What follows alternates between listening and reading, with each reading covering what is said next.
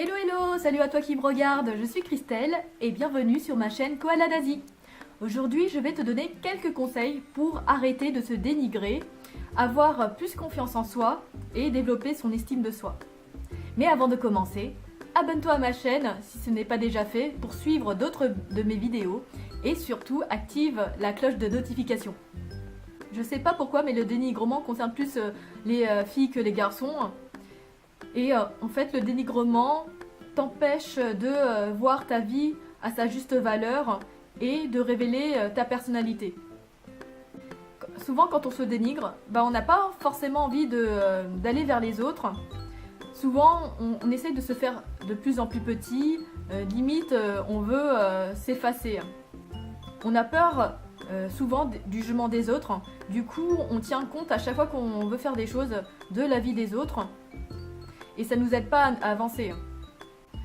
Oui, je connais bien ce sujet parce que j'en fais partie et je fais un travail sur moi. Et j'ai fait un long chemin pour m'en défaire. Voici quelques conseils pour arrêter de se dénigrer. Premier conseil, note sur un carnet toutes les choses que tu as accomplies jusqu'à maintenant, y compris les choses de ton quotidien. Quand je parle de choses, je parle d'action. En notant tout ce que tu as accompli jusqu'à maintenant, ça va te permettre de prendre conscience de tout ce que tu as réalisé jusqu'à maintenant. Et en même temps, c'est un peu comme une sorte de thérapie. Il y a sûrement des choses que tu as accomplies, que tu as sûrement oubliées, et qui apparaissent en fait quand tu notes. C'est important d'écrire car c'est comme si tu écrivais à la personne qui est en toi. Et du coup, ça te fait réaliser pas mal de choses.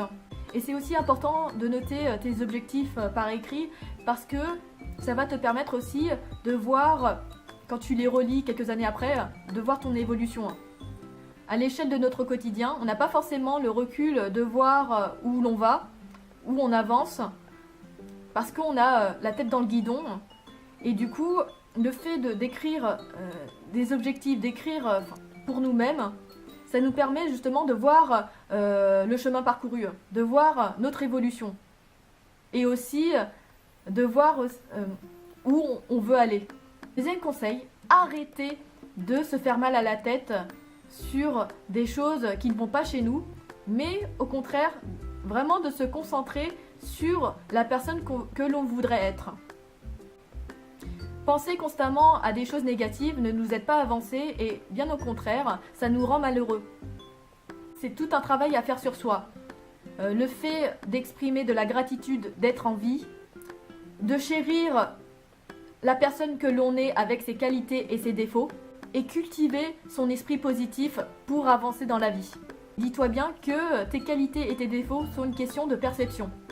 Tes défauts que tu n'apprécies pas forcément ou dans lesquels tu complexes, que ce soit au niveau caractère ou physique, dis-toi que ça reste des défauts qui sont dans ta tête. Car je pense pas que beaucoup de personnes remarquent, en tout cas soulignent ces défauts-là. Et je pense qu'au contraire, certains apprécient.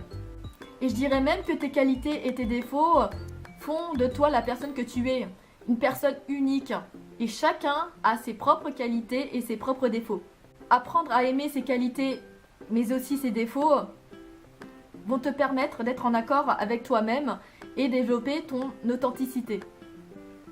En tout cas, moi je trouve qu'il n'y a pas plus belle personne que les gens qui assument leurs qualités et leurs défauts et qui en font leur force et qui dégagent en plus une énergie positive. Troisième conseil, et ça c'est à appliquer au quotidien, c'est de se dire que chaque jour ou chaque instant est un nouveau départ. Le passé est le passé, concentre-toi sur le présent pour construire ton avenir même si tu as parcouru une bonne partie de ta vie.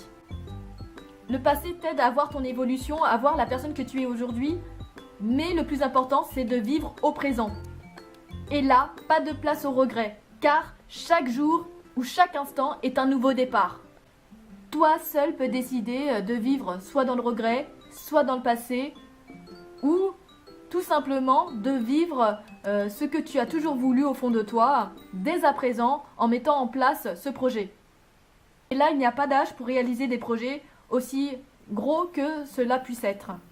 Il y a toujours des solutions à tout si ça te tient vraiment à cœur. Et même si aujourd'hui tu as du mal à mettre en place tes projets comme par exemple arrêter de fumer, de voyager, et bah comme je dis, chaque jour est un nouveau départ, chaque instant est un nouveau départ. Du coup, le fait de se dire aujourd'hui je décide va te permettre de pas culpabiliser et au contraire de te motiver. Bien sûr, il faut vraiment que tu aies cette motivation de le faire, sinon tu le feras jamais. Si tu es quelqu'un qui a du mal à passer à l'action, bon, déjà, je t'invite à regarder ma vidéo sur comment passer à l'action. Et deuxièmement, crée une to-do list, justement des petites actions qui mènent vers ton objectif.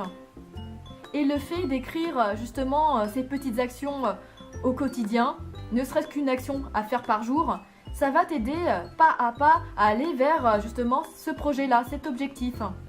C'est tout pour aujourd'hui. Si tu as aimé ma vidéo, lâche un pouce bleu ou fais-moi un commentaire et je te retrouve dans une autre vidéo. Ciao!